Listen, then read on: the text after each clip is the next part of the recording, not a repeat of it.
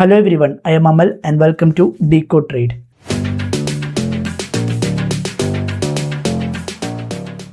അപ്പോൾ ഇന്ന് നമ്മൾ ഡിസ്കസ് ചെയ്യാൻ പോകുന്ന topics different types of investors. നിങ്ങൾ ഏത് ടൈപ്പ് ഇൻവെസ്റ്റർ ആവണം, മ്യൂച്വൽ ഫണ്ട്സ് കുറച്ചധികം ബേസിസിൽ ഡിവൈഡ് ചെയ്തിട്ടുണ്ട്, അത് ഏതൊക്കെയാണ് എന്നുള്ള കാര്യങ്ങളൊക്കെയാണ് നമ്മൾ നോക്കാൻ പോകുന്നത്. അപ്പോൾ കഴിഞ്ഞ വീഡിയോ കാണാത്തവരാണെങ്കിൽ ആ ഒരു വീഡിയോ കണ്ടതിന് ശേഷം മാത്രം ഈ ഒരു വീഡിയോ കാണുക, കാരണം കുറച്ചധികം ടെക്നിക്കൽ ടേംസ് എല്ലാം നമ്മൾ ഈ ഒരു വീഡിയോയിൽ ഉപയോഗിക്കുന്നതായിരിക്കും. അപ്പോൾ നമുക്ക് വീഡിയോയിലോട്ട് പോകാം. ആദ്യം തന്നെ ഡിഫറെൻറ്റ് ടൈപ്സ് ഓഫ് ഇൻവെസ്റ്റേഴ്സ് നമുക്ക് നോക്കാം. 3 ഇൻവെസ്റ്റേഴ്സാണ് വരുന്നത്: conservative investors, moderate investors, aggressive investors. അപ്പോൾ കൺസർവേറ്റീവ് ഇൻവെസ്റ്റേഴ്സിന്റെ മെയിൻ ഗോൾ എന്ന് വെച്ചാൽ ക്യാപിറ്റൽ പ്രിസർവേഷൻ ആണ്. അതായത് അവർക്ക് റിട്ടേൺ കിട്ടിയില്ലെങ്കിലും കുഴപ്പമില്ല, ഇട്ട പൈസ പോകാതിരുന്നാൽ മതി. അതായത് വളരെ ചെറിയ റിസ്ക് മാത്രം എടുക്കാൻ കപ്പാസിറ്റി ഉള്ളവരെയാണ് കൺസർവേറ്റീവ് ഇൻവെസ്റ്റേഴ്സ് എന്ന് പറയുന്നത്. കുറച്ചുകൂടി ഏജ്ഡ് ആയിട്ടുള്ള ആൾക്കാരാണ് ഈ ഒരു കാറ്റഗറിയിൽ വരുന്നത്. അപ്പോൾ ഇവിടെ റിസ്ക് കുറവുള്ള അസറ്റ്സ് ആയിട്ടുള്ള ഗവൺമെന്റ് ബോണ്ട്സ്, ഡെപ്റ്റ് മ്യൂച്വൽ ഫണ്ട്സ്, ഫിക്സ്ഡ് ഡെപ്പോസിറ്റ്സ്, ഇതിലോട്ടെല്ലാമാണ് ഇൻവെസ്റ്റ് ചെയ്യുന്നത്. ഗവൺമെന്റ് ബോണ്ട്സ് എന്താണെന്ന് വെച്ചാൽ നമ്മുടെ പൈസ ഗവൺമെന്റ് കടം കൊടുക്കാണ്.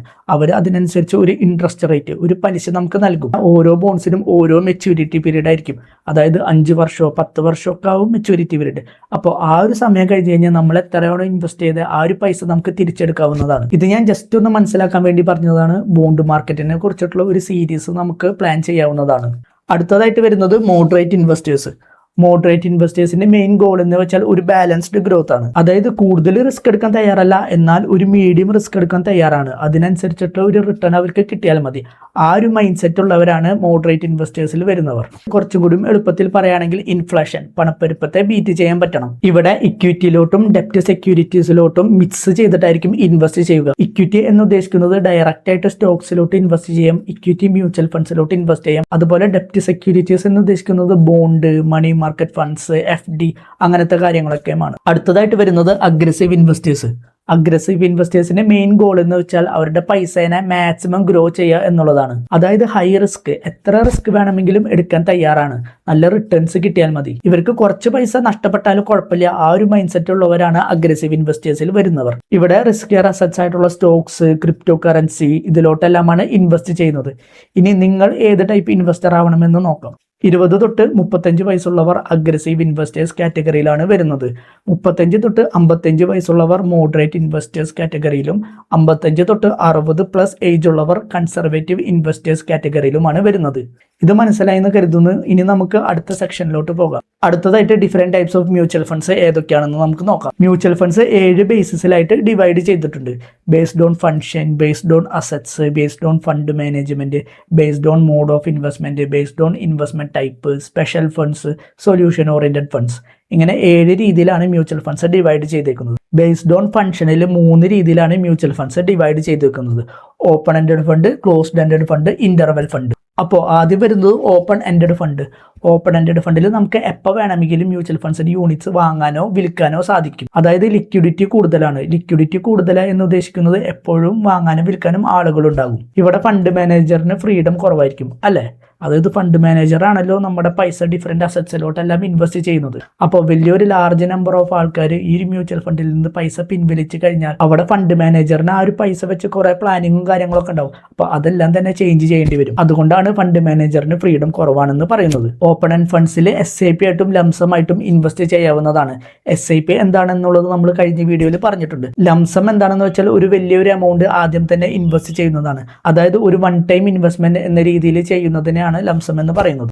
അടുത്തതായിട്ട് വരുന്നത് closed ended fund. Closed ended ഫണ്ടിൽ നമുക്ക് എപ്പോഴും മ്യൂച്വൽ ഫണ്ട്സിന്റെ യൂണിറ്റ്സ് വാങ്ങാനോ വിൽക്കാനോ സാധിക്കില്ല.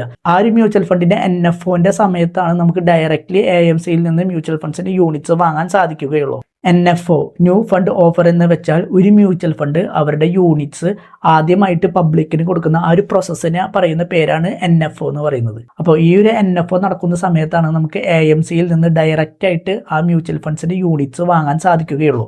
അതുപോലെ തന്നെ ക്ലോസ്ഡ് എൻഡഡ് ഫണ്ടിന് ഒരു മെച്യൂരിറ്റി പീരീഡ് ഉണ്ടായിരിക്കും. 1 വർഷം, 2 വർഷം, 3 വർഷം, അങ്ങനെ ഒരു മെച്യൂരിറ്റി പീരീഡ് ഉണ്ടാവും. ആ ഒരു മെച്യൂരിറ്റി പീരീഡ് വരെ നമ്മൾ മ്യൂച്വൽ ഫണ്ട്സ് ഹോൾഡ് ചെയ്യേണ്ടി വരും. അതിനുശേഷമാണ് നമുക്ക് ഡയറക്റ്റ്ലി AMCക്ക് സെല്ല് ചെയ്യാൻ സാധിക്കുകയുള്ളൂ. അതുപോലെ തന്നെ ക്ലോസ്ഡ് എൻഡഡ് മ്യൂച്വൽ ഫണ്ട്സ് എക്സ്ചേഞ്ചിൽ ലിസ്റ്റഡ് ആണ്. എക്സ്ചേഞ്ച് എന്ന് ഉദ്ദേശിക്കുന്നത് NSEയും BSEയും. നോർമലി ഒരു മ്യൂച്വൽ ഫണ്ടിന്റെ NAV ഓരോ ദിവസം കഴിയുമ്പോഴേ ചേഞ്ച് ആവുള്ളൂ. അതായത് ഇന്ന് ഒരു മ്യൂച്വൽ ഫണ്ടിന്റെ NAV 10 ആണെന്ന് കരുതുക, അത് ഇന്നിനി ചേഞ്ച് ആവില്ല, ഇനി അത് നാളെ ചേഞ്ച് ആവുള്ളൂ. നാളെ ചിലപ്പോൾ അത് 11 ആവും, അത് കഴിഞ്ഞ് പിറ്റേ ദിവസമാണ് ഇനി ചേഞ്ച് ആവുള്ളൂ. ആ ഒരു രീതിയിലാണ് നോർമലി മ്യൂച്വൽ ഫണ്ട്സിൽ നടക്കാറ്. ഇവിടെ എക്സ്ചേഞ്ചിൽ ലിസ്റ്റഡ് ആയതുകൊണ്ട് തന്നെ NAV ഇങ്ങനെ മാറിക്കൊണ്ടേയിരിക്കും. അതുപോലെ തന്നെ ചില ബ്രോക്കേഴ്സ് ഇപ്പോൾ സ്റ്റോക്ക് SIP എന്നൊരു ഫീച്ചർ കൊണ്ടുവന്നിട്ടുണ്ട്. അതായത് നമുക്ക് സ്റ്റോക്സിലോട്ടും എക്സ്ചേഞ്ചിൽ ലിസ്റ്റഡ് ആയിട്ടുള്ള മ്യൂച്വൽ ഫണ്ട്സിലോട്ടും നമുക്ക് SIP ആയിട്ട് ഇൻവെസ്റ്റ് ചെയ്യാൻ സാധിക്കും. ഇവിടെ എക്സ്ചേഞ്ചിൽ ലിസ്റ്റഡ് ആയതുകൊണ്ട് തന്നെ എക്സ്ചേഞ്ച് ത്രൂ നമുക്ക് എപ്പോൾ വേണമെങ്കിലും യൂണിറ്റ്സ് വാങ്ങാനും വിൽക്കാനും സാധിക്കും. ബട്ട് AMCയിൽ നിന്ന് ഡയറക്റ്റ് വാങ്ങണമെങ്കിൽ NFOന്റെ സമയത്ത് മാത്രമേ സാധിക്കൂ. അതുപോലെ തന്നെ മെച്യൂരിറ്റി പീരീഡ് വരെ ഹോൾഡ് ചെയ്താൽ മാത്രമാണ് നമുക്ക് AMCയിലോട്ട് ഡയറക്റ്റ് ആയിട്ട് സെല്ല് ചെയ്യാനും സാധിക്കുകയുള്ളൂ. അതുപോലെ തന്നെ എക്സ്ചേഞ്ച് ത്രൂ ആണ് നമ്മൾ വാങ്ങുന്നതെങ്കിൽ റിയൽ NAVയേക്കാളും കുറഞ്ഞ പ്രൈസിൽ നമുക്ക് വാങ്ങാനായിട്ട് സാധിക്കും. ലിക്വിഡിറ്റി പ്രഷർ കാരണം അവിടെ NAV കുറവായിരിക്കും. അതുപോലെ തന്നെ ഡയറക്റ്റ് AMCയിൽ നിന്ന് യൂണിറ്റ്സ് വാങ്ങിയിട്ട് മെച്യൂരിറ്റി പീരീഡ് വരെ ഹോൾഡ് ചെയ്യാതെ എക്സ്ചേഞ്ചിലാണ് നമ്മൾ വിൽക്കുന്നതെങ്കിൽ റിയൽ NAVയേക്കാളും കുറഞ്ഞ NAVയിൽ നമുക്ക് വിൽക്കേണ്ടി വരും.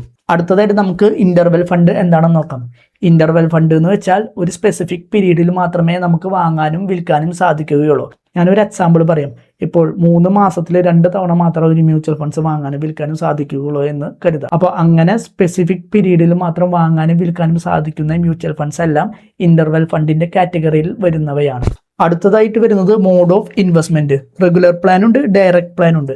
റെഗുലർ പ്ലാൻ എന്ന് വെച്ചാൽ ഒരു ഡിസ്ട്രിബ്യൂട്ടർ വഴിയായിരിക്കും മ്യൂച്വൽ ഫണ്ട് യൂണിറ്റ്സ് നമ്മൾ വാങ്ങുക. ഡയറക്റ്റ് പ്ലാൻ എന്താണെന്ന് വെച്ചാൽ അവിടെ ഡിസ്ട്രിബ്യൂട്ടർ പോലെ ഒരു ഇടനിലക്കാരൻ ഉണ്ടാവില്ല, നമ്മൾ ഡയറക്റ്റ് ആയിട്ടായിരിക്കും യൂണിറ്റ്സ് വാങ്ങുക. അപ്പോൾ ഇതിൽ വരുന്ന ഡിഫറൻസ് എന്താണെന്ന് വെച്ചാൽ റെഗുലർ പ്ലാനിലെ എക്സ്പെൻസ് റേഷ്യോ കൂടുതലായിരിക്കും, ഡയറക്റ്റ് പ്ലാനിലെ എക്സ്പെൻസ് റേഷ്യോ കുറവായിരിക്കും. എക്സ്പെൻസ് റേഷ്യോ എന്താണ് എന്നുള്ളത് നമ്മൾ കഴിഞ്ഞ വീഡിയോയിൽ വളരെ ഡീറ്റെയിൽഡ് ആയിട്ട് ഡിസ്കസ് ചെയ്തിട്ടുണ്ട്. എന്നിരുന്നാലും നമുക്കൊരു എക്സാമ്പിൾ നോക്കാം. ഇവിടെ 2 മ്യൂച്വൽ ഫണ്ട്സ് ആണ് ഉള്ളത്, ഫണ്ട് എയും ഫണ്ട് ബിയും. ഫണ്ട് എ ഡയറക്റ്റ് പ്ലാനിലൂടെയാണ് ഇൻവെസ്റ്റ് ചെയ്യുന്നത്, ഫണ്ട് ബി റെഗുലർ പ്ലാനിലൂടെയാണ് ഇൻവെസ്റ്റ് ചെയ്യുന്നത്. ഈ 2 മ്യൂച്വൽ ഫണ്ട്സിലും നമ്മൾ മാസം 10,000 രൂപ വെച്ചിട്ട് 25 വർഷത്തേക്ക് ഇൻവെസ്റ്റ് ചെയ്യാണ്. അപ്പോൾ ടോട്ടൽ 25 വർഷത്തിൽ നമ്മൾ ഇൻവെസ്റ്റ് ചെയ്യുന്ന ഒരു എമൗണ്ട് എന്ന് പറഞ്ഞാൽ 30 ലക്ഷം രൂപയാണ്. അപ്പോൾ ഫണ്ട് എന്റെ എക്സ്പെൻസ് റേഷ്യോ വരുന്നത് 0.72% ആണ് വർഷത്തിൽ. ഇനി ഫണ്ട് ബിന്റെ എക്സ്പെൻസ് റേഷ്യോ വരുന്നത് 1.37% ആണ്. ഈ 2 മ്യൂച്വൽ ഫണ്ട്സും ആവറേജ് 12% റിട്ടേൺ ആണ് നമുക്ക് നൽകുന്നത്. അങ്ങനെയാണെങ്കിൽ ഫണ്ട് എയിലോട്ടാണ് നമ്മൾ ഇൻവെസ്റ്റ് ചെയ്തിരുന്നെങ്കിൽ ഏകദേശം 1.67 കോടി രൂപേന്റെ അടുത്ത് 25 വർഷത്തിന് ശേഷം നമ്മുടെ കയ്യിൽ ഉണ്ടായേനെ. ഇതിൽ 30 ലക്ഷം രൂപ നമ്മൾ ഇൻവെസ്റ്റ് ചെയ്ത എമൗണ്ടും ബാക്കി നമുക്ക് റിട്ടേൺ കിട്ടിയ എമൗണ്ടും. ഇനി ഫണ്ട് ബിയിലോട്ടാണ് നമ്മൾ ഇൻവെസ്റ്റ് ചെയ്തിരുന്നെങ്കിൽ ഏകദേശം 1.49 കോടി രൂപേന്റെ അടുത്ത് നമ്മുടെ കയ്യിൽ ഉണ്ടായേനെ. അപ്പോൾ ഫണ്ട് എയും ഫണ്ട് ബിയും തമ്മിൽ ഏകദേശം 18 ലക്ഷം രൂപേന്റെ ഡിഫറൻസ് ആണ് നമുക്ക് കാണാൻ കഴിയുന്നത് അല്ലെ. അതായത് ഫണ്ട് ബി റെഗുലർ പ്ലാനിലൂടെയാണ് നമ്മൾ ഇൻവെസ്റ്റ് ചെയ്തിരുന്നെങ്കിൽ ഏകദേശം 18 ലക്ഷം രൂപയോളം നമുക്ക് എക്സ്ട്രാ ചാർജ് ആയിട്ട് കൊടുക്കേണ്ടി വന്നേനെ. അപ്പോൾ ലോങ് ടൈമിലേക്ക് ഇൻവെസ്റ്റ് ചെയ്യുമ്പോൾ റെഗുലർ പ്ലാൻ ചൂസ് ചെയ്താൽ നമ്മുടെ റിട്ടേണിന്റെ വലിയൊരു ശതമാനം തന്നെ നമുക്ക് നഷ്ടമാകും. അതുകൊണ്ടാണ് എപ്പോഴും മ്യൂച്വൽ ഫണ്ട്സ് സെലക്ട് ചെയ്യുമ്പോൾ ഡയറക്റ്റ് പ്ലാൻ ചൂസ് ചെയ്യാൻ പറയുന്നത്. അടുത്തതായിട്ട് വരുന്നത് ആക്റ്റീവ്ലി മാനേജ്ഡ് ഫണ്ടും പാസീവ്ലി മാനേജ്ഡ് ഫണ്ടും. ആക്റ്റീവ്ലി മാനേജ്ഡ് ഫണ്ട് ആ ഒരു പേരിൽ തന്നെ ഉണ്ട് അല്ലെ, ആക്റ്റീവ്ലി മാനേജ് ചെയ്യുന്ന fund. Fund manager actively market analyse ചെയ്ത് മാർക്കറ്റ് കണ്ടീഷൻസിനനുസരിച്ചിട്ടായിരിക്കും ഇൻവെസ്റ്റ് ചെയ്യുക. അതുപോലെ ആക്റ്റീവ്ലി മാനേജ്ഡ് ഫണ്ടിൽ റിസ്ക് കൂടുതലാണ്, അതുപോലെ തന്നെ റിട്ടേൺസും കൂടുതലാണ്. അടുത്തത് passively managed fund. Passively managed ഫണ്ടിൽ ഫണ്ട് മാനേജറിന് പണി കുറവായിരിക്കും.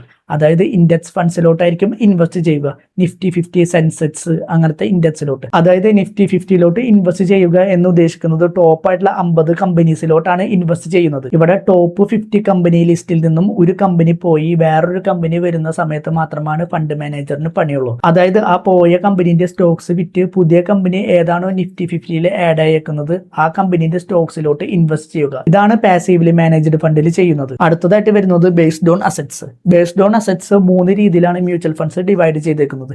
ഇക്വിറ്റി, ഡെപ്റ്റ്, ഹൈബ്രിഡ്. ഇക്വിറ്റി മ്യൂച്വൽ ഫണ്ട്സ് എന്ന് വെച്ചാൽ ഓരോ കമ്പനീന്റെ സ്റ്റോക്സിലോട്ടായിരിക്കും ഇൻവെസ്റ്റ് ചെയ്യുക. അതായത് ഈ മ്യൂച്വൽ ഫണ്ടിന്റെ മാക്സിമം പോർഷൻ ഇക്വിറ്റിയിലോട്ട് ഓരോ കമ്പനീന്റെ സ്റ്റോക്സിലോട്ടാണ് ഇൻവെസ്റ്റ് ചെയ്യേണ്ടത്. ചെറിയൊരു പോർഷൻ മാത്രമേ ഡെപ്റ്റ് സെക്യൂരിറ്റീസിലോട്ട് ഇൻവെസ്റ്റ് ചെയ്യാൻ സാധിക്കുകയുള്ളൂ. അത് എത്ര പെർസെന്റേജ് ആണ് എന്നുള്ളത് സെബി മുൻകൂട്ടി പറഞ്ഞിട്ടുണ്ടാവും. അടുത്തതായിട്ട് വരുന്നത് ഡെപ്റ്റ് മ്യൂച്വൽ ഫണ്ട്സ്. ഡെപ്റ്റ് എന്ന വാക്കിന്റെ അർത്ഥം എന്താണ്? കടം അല്ലെ. ഇവിടെ ഡെപ്റ്റ് മ്യൂച്വൽ ഫണ്ട്സ് നമ്മുടെ കയ്യിൽ നിന്ന് കളക്ട് ചെയ്ത പൈസ ഗവൺമെന്റിനും ഗവൺമെന്റ് കൺട്രോൾഡ് കമ്പനീസിനും കോർപ്പറേറ്റ് കമ്പനീസിനും ബാങ്കിനും എല്ലാം കടം കൊടുക്കുകയാണ്. കുറച്ചുകൂടി ഈസിയായിട്ട് പറയുകയാണെങ്കിൽ government bonds, corporate bonds, banking and PSU bonds ഇതിലോട്ടെല്ലാമാണ് നമ്മുടെ പൈസ ഇൻവെസ്റ്റ് ആകുന്നത്. ഇനി മൂന്നാമതായിട്ട് വരുന്നത് ഹൈബ്രിഡ് ഫണ്ട്.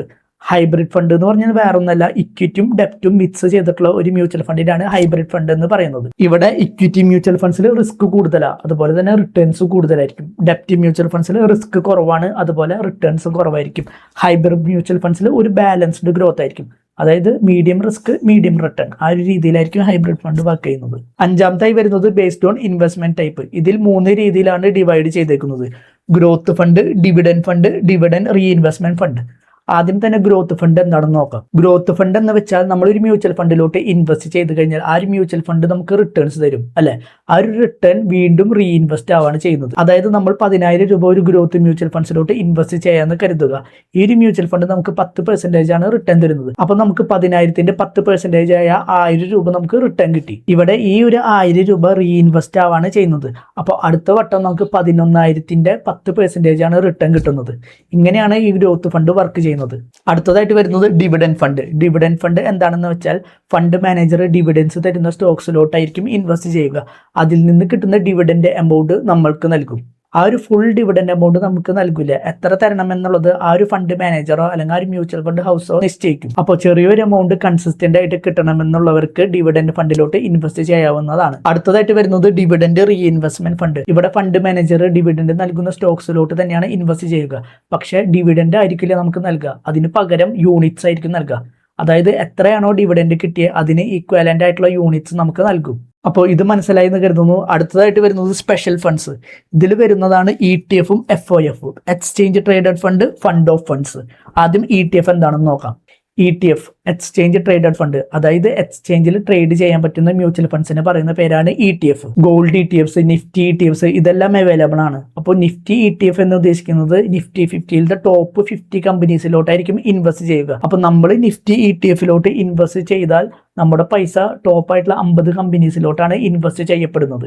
ETF-നെ കുറിച്ച് ഒരു ഡീറ്റെയിൽഡ് വീഡിയോ തന്നെ നമ്മൾ ഫ്യൂച്ചറിൽ ചെയ്യുന്നതായിരിക്കും. ഇനി വരുന്നത് ഫണ്ട് ഓഫ് ഫണ്ട്സ്. FOF എന്ന് ഉദ്ദേശിക്കുന്നത് മുൻപ് ETFs-ലോട്ട് നമുക്ക് SIP ആയിട്ട് ഇൻവെസ്റ്റ് ചെയ്യാൻ സാധിക്കുകയുണ്ടായിരുന്നില്ല. അപ്പോൾ SIP ആയിട്ട് ETF-ലോട്ട് ഇൻവെസ്റ്റ് ചെയ്യാനാണ് FOF ക്രിയേറ്റ് ചെയ്തത്. അതായത് ഗോൾഡിന്റെ ETF-ലോട്ട് നമുക്ക് SIP ആയിട്ട് ചെയ്യണമെങ്കിൽ ഗോൾഡിന്റെ ഫണ്ട് ഓഫ് ഫണ്ട് അവൈലബിൾ ആണ്. അപ്പോൾ ഗോൾഡിന്റെ ഫണ്ട് ഓഫ് ഫണ്ടിൽ നമുക്ക് SIP ആയിട്ട് ചെയ്ത് കഴിഞ്ഞാൽ നേരെ അത് ഗോൾഡ് ETF-ലോട്ടാണ് ഇൻവെസ്റ്റ് ചെയ്യുന്നത്. അതുപോലെ തന്നെ ഫണ്ട് ഓഫ് ഫണ്ട്സിൽ ETF-നെക്കാട്ടും എക്സ്പെൻസ് റേഷ്യോ കൂടുതലായിരിക്കും. നമ്മൾ നേരത്തെ ഡിസ്കസ് ചെയ്ത പോലെ സ്റ്റോക്ക് SIP എന്ന് പറഞ്ഞ ഒരു ഫീച്ചർ കൂടുതൽ ബ്രോക്കേഴ്സും ഇപ്പോൾ പ്രൊവൈഡ് ചെയ്യുന്നുണ്ട്. അപ്പോൾ ETFs-ലോട്ട് SIP ചെയ്യണമെങ്കിൽ സ്റ്റോക്ക് SIP എന്നൊരു ഓപ്ഷൻ അവൈലബിൾ ആണ്, അതുവഴി നമുക്ക് ചെയ്യാവുന്നതാണ്. അതുപോലെ ETF-ലോട്ട് SIP ചെയ്യുമ്പോൾ ക്വാണ്ടിറ്റിയിൽ ചെയ്യാൻ ശ്രമിക്കുക, എമൗണ്ടിൽ ചെയ്യാതിരിക്കുക. ക്വാണ്ടിറ്റി എന്ന് ഉദ്ദേശിക്കുന്നത് യൂണിറ്റ്സിൽ SIP ചെയ്യാൻ, അതായത് 2 യൂണിറ്റ്സ് മാസം വാങ്ങാം, 3 യൂണിറ്റ്സ് മാസം വാങ്ങാം, അങ്ങനെ. എമൗണ്ടിൽ എന്തുകൊണ്ടാണ് ചെയ്യരുതെന്ന് വെച്ചാൽ ഇപ്പോൾ ഗോൾഡ് ETF-ന്റെ NAV 100 രൂപയെന്ന് കരുതുക. മാസം നമ്മൾ SIP ആയിട്ട് 100 രൂപയാണ് സെറ്റ് ചെയ്ത് വെച്ചേക്കുന്നതെന്ന് കരുതുക. അപ്പോൾ ഇവിടെ ആ ഒരു ETF-ന്റെ പ്രൈസ്, അതായത് NAV 102 രൂപയെന്ന് കരുതുക. നമ്മളവിടെ SIP ആയിട്ട് 100 രൂപയാണ് സെറ്റ് ചെയ്ത് വെച്ചേക്കുന്നത്. അങ്ങനെ വരുമ്പോൾ ആ ഒരു SIP അവിടെ ബ്ലോക്ക് ആവും. അപ്പോൾ അത് ശ്രദ്ധിക്കുക. അടുത്തതായിട്ട് വരുന്നത് സൊല്യൂഷൻ ഓറിയന്റഡ് ഫണ്ട്സ്. ഈ ഒരു ഫണ്ട് ക്രിയേറ്റ് ചെയ്തേക്കുന്നത് long time life goal meet ചെയ്യാനാണ്. അതുകൊണ്ട് തന്നെ അതിനൊരു 5 ഇയർ ലോക്ക് ഇൻ പീരീഡ് ഉണ്ട്. ഈ 5 ഇയർ ലോക്ക് ഇൻ പീരീഡ് എന്ന് ഉദ്ദേശിച്ചാൽ നമ്മൾ ഈ ഒരു ഫണ്ടിലോട്ട് ഇൻവെസ്റ്റ് ചെയ്ത് കഴിഞ്ഞാൽ 5 വർഷം കഴിഞ്ഞിട്ട് മാത്രമാണ് നമുക്കത് വിഡ്രോ ചെയ്യാൻ പറ്റുള്ളൂ. അതായത് ചിൽഡ്രൻസ് ഫണ്ട് ആണെങ്കിലും റിട്ടയർമെന്റ് ഫണ്ട് ആണെങ്കിലും അതിന് 5 വർഷത്തെ ലോക്ക് ഇൻ പീരീഡ് ഉണ്ട്. അപ്പോൾ ആദ്യം തന്നെ ചിൽഡ്രൻസ് ഫണ്ട് എന്താണെന്ന് വെച്ചാൽ ചിൽഡ്രൻസിന്റെ ഹയർ എഡ്യൂക്കേഷൻ, അവരുടെ മാരേജിനെല്ലാം പൈസ സേവ് ചെയ്ത് വെക്കാറുണ്ടല്ലോ. അപ്പോൾ അതിന് വേണ്ടിയിട്ടുള്ള ഒരു മ്യൂച്വൽ ഫണ്ട് ആണ് ചിൽഡ്രൻസ് ഫണ്ട് എന്ന് പറയുന്നത്. ഇവിടെ ഹൈബ്രിഡ് സ്ട്രാറ്റജിയാണ് ഇൻവെസ്റ്റ് ചെയ്യാനായിട്ട് ഉപയോഗിക്കുന്നത്. അതായത് ഇക്വിറ്റിയിലോട്ടും ഡെപ്റ്റിലോട്ടും മിക്സ് ചെയ്തിട്ടായിരിക്കും. അടുത്തതായിട്ട് വരുന്നത് റിട്ടയർമെന്റ് ഫണ്ട് അല്ലെങ്കിൽ പെൻഷൻ ഫണ്ട്. ആ ഒരു പേരിൽ തന്നെ ഉണ്ട്, അല്ലെ? അതായത് നമ്മുടെ ഗോൾ റിട്ടയർമെന്റ് ആണെങ്കിൽ മാത്രമാണ് ഈ ഒരു റിട്ടയർമെന്റ് മ്യൂച്വൽ ഫണ്ടിലോട്ട് ഇൻവെസ്റ്റ് ചെയ്യേണ്ടത്. അപ്പോൾ ഈ ഒരു മ്യൂച്വൽ ഫണ്ടിലോട്ട് നമ്മൾ ഇൻവെസ്റ്റ് ചെയ്തിട്ടുണ്ടെങ്കിൽ നമ്മൾ റിട്ടയർ ആവുന്ന സമയത്ത് നമുക്ക് ആ ഒരു പൈസ വിഡ്രോ ചെയ്യാവുന്നതാണ്. നമുക്ക് ലംസമായിട്ടും വിഡ്രോ ചെയ്യാം, അല്ലെങ്കിൽ SWP എന്ന മെത്തേഡിലൂടെ വിഡ്രോ ചെയ്യാം, സിസ്റ്റമാറ്റിക് വിഡ്രോവൽ പ്ലാൻ. അത് എന്താണ് എന്നുള്ളത് നമുക്ക് പിന്നീട് പഠിക്കാം. അപ്പോൾ ഇന്ന് പഠിച്ച കാര്യങ്ങളെല്ലാം നിങ്ങൾക്ക് മനസ്സിലായി എന്ന് കരുതുന്നത്. എന്തെങ്കിലും ചേഞ്ച് വേണമെങ്കിൽ അല്ലെങ്കിൽ എന്തെങ്കിലും ഡൗട്ട് ഉണ്ടെങ്കിൽ കമന്റ് ചെയ്യുക, അത് ഞാൻ പറഞ്ഞു തരുന്നതായിരിക്കും. അപ്പോൾ ഇന്ന് നിങ്ങൾ ചെയ്യേണ്ട ഒരു ടാസ്ക് അല്ലെങ്കിൽ ഹോംവർക്ക് എന്ന് വെച്ചാൽ നമ്മൾ പഠിച്ച കാര്യങ്ങളെല്ലാം തന്നെ ചെയ്തു നോക്കുക. കുറച്ച് മ്യൂച്വൽ ഫണ്ട്സിന്റെ പേരുകൾ നിങ്ങൾ സെർച്ച് ചെയ്യുക. Open ended fund, closed ended fund, equity, ഡെപ്റ്റ്, hybrid mutual funds, regular, direct mutual funds, growth funds, അങ്ങനെ നമ്മൾ പഠിച്ച കാര്യങ്ങളെല്ലാം തന്നെ ഒന്ന് സെർച്ച് ചെയ്ത് നോക്കാം. അപ്പോൾ ഈ ഒരു വീഡിയോ നിങ്ങൾക്ക് യൂസ്ഫുൾ ആയി എന്ന് കരുതുന്നു. യൂസ്ഫുൾ ആയെങ്കിൽ ലൈക്ക് ചെയ്യുക, സബ്സ്ക്രൈബ് ചെയ്യുക. ട്രേഡിങ്ങും ഇൻവെസ്റ്റിങ്ങും പഠിക്കാൻ താല്പര്യമുള്ള നിങ്ങളുടെ ഫ്രണ്ട്സിന് ഷെയർ ചെയ്യുക. അപ്പോൾ നമുക്ക് അടുത്ത വീഡിയോയിൽ കാണാം. അതുവരെ trade smart and keep learning.